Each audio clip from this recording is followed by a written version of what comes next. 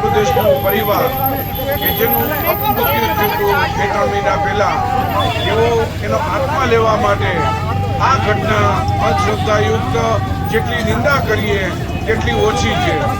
ભારતમાં સદીઓથી અપમૃત્યુ સંબંધી જાત જાતના વિધિ વિધાનો અને નુસ્ખાઓ જોવા મળે છે.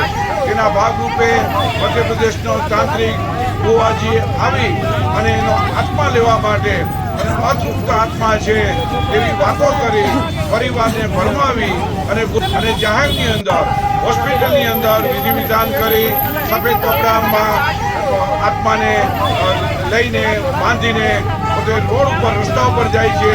ત્યાં પણ વિધિ વિધાન, તંત્ર વિદ્યા કરવામાં આવે છે.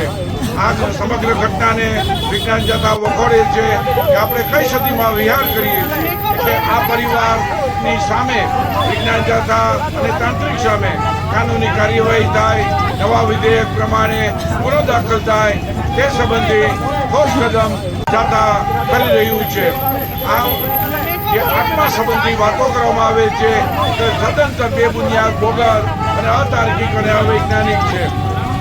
જરા પણ આ બાબતમાં વિશ્વાસ લોકોએ રાખવો નહીં. આત્મા ભટકતો હોય, લઈ જવાનો હોય, આવા પેતરાતો લેભાગુઓના મનના નુસ્ખા છે. લોકોએ સાવધાન રહેવાની જરૂર છે. કોઈ આત્મા અતૃપ્ત હોતો નથી એટલે લઈ શકાતો નથી. આ વાત માત્ર લેભાગુઓ કરી રહ્યા છે. એટલા માટે વિજ્ઞાન જાતા આ ઘટનાનું પુનરાવર્તન ન થાય એ સંબંધી કદમ ઉઠાવી અને સરકારને રજૂઆત કરી રહ્યા છે. જે અતૃપ્ત આત્માની વાત કરે છે, આત્માને સફેદ કપડામાં બાંધીને વાત કરે છે, અમને આશ્ચર્ય થાય છે કે આપણી જે સરકારી અને અતૃપ્ત આત્મા લઈ જઈ શકાતો નથી. આ સદંતર વાત બોગસ, બેબુનિયાદ હોય. લોકોએ ધ્યાને ન લેવા અને આને દેશવટો આપવા જાતા નિર્ધાર કર્યો છે.